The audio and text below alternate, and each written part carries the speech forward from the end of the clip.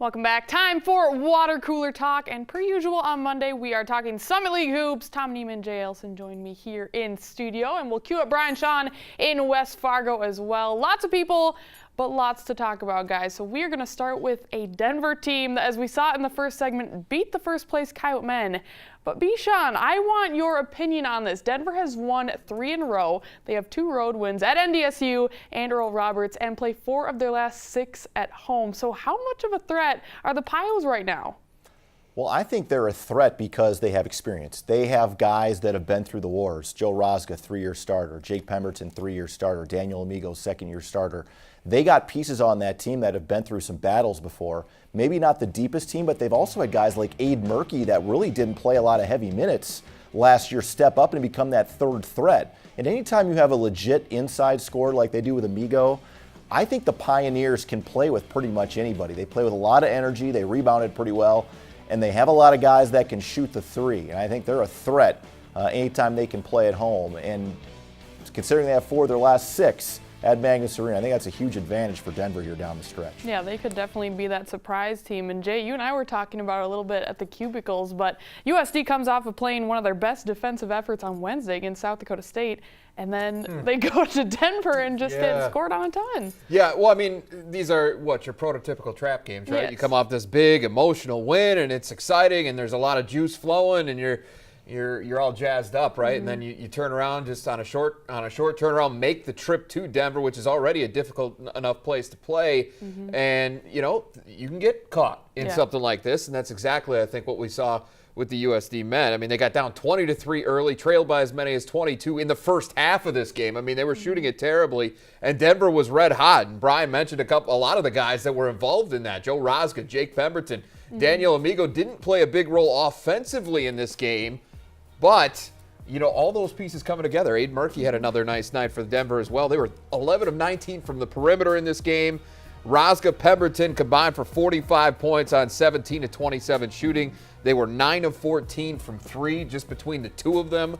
So Craig Smith said it to me when I talked to him this morning. He said, we've won some games when we shot 39% like they did in this one. Yeah. We're not going to win games if we allow the other team to hit 55% of their shots. And unfortunately, that's exactly the trap that they fell into in this one. Yeah, definition of a trap game. And SDSU, I don't think you could really call it a trap game against Fort Wayne because they were coming off a loss, but they squeak out the 2-point win over Fort Wayne, and now they have a stretch where they play 5 games in 12 days. This is the end of the Summit League season, but what's that like for the Jacks? That game against Fort Wayne, it wasn't a trap game, but it rhymed with trap in the second half for the Jackrabbits in this one. But yeah, South Dakota State's in a grind right now in the middle of the conference season. They've got 5 games over 12 days.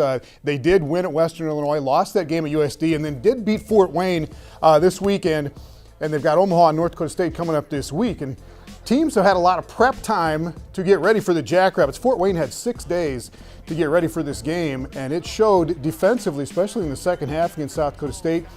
John Conchar got hot. You see him right here, one of the best players in the Summit League. But teams are throwing a lot at South Dakota State defensively. They're switching 1 through 5. They're trapping Mike Dahm all over the place. So that's what's got South Dakota State a little concerned right now, is they're playing a lot of games in a short stretch. They don't have a lot of prep time, but the teams they are playing that are coming in have 4 and 5 and 6 days to get ready for South Dakota State.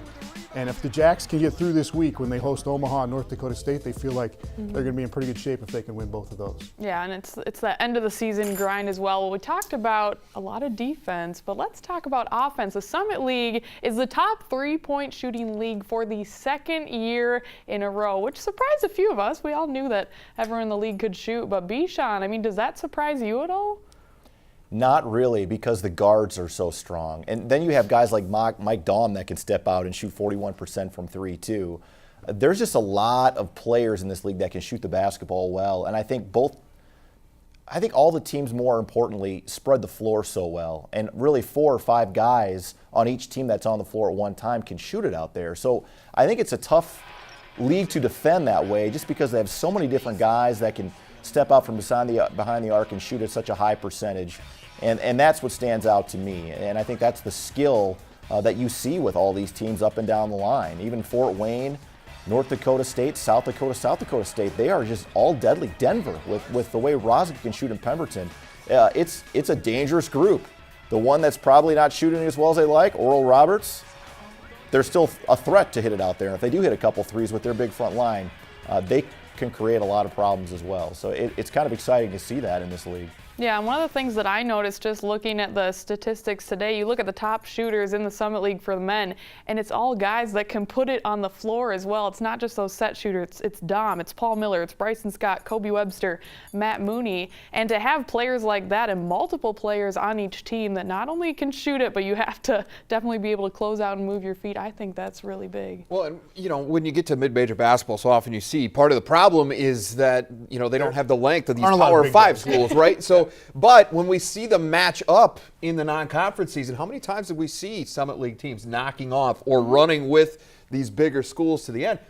Part of the recipe there is to be able to shoot it outside really well. And I think, you know, as Brian mentioned, we saw that last year all year. They were number 1 in the country in that, and they're certainly chasing that again this year. And that, you know, that's why the team that wins the Summit League tournament moves on to the NCAA tournament always has a chance to be one of those teams to pull off an upset. Yeah, that's a really good point. There's not a lot of 7-footers in the Summit League. There's not a lot of guys that are 6'10", and there's not a lot of inside presence on a lot of these teams. So you do have Paul Miller, great outside shooter. You got all these guys, and it doesn't always translate. Although Denver is the best three-point shooting team in the league right now, they're up near the top, but USD is down near the bottom of those three-point shooting numbers, and they're at the top of the league right now. So it doesn't always correspond, but there's some really good individual three-point shooters. All right, guys. Well, great stuff today. Love talking Summit League hoops with you all.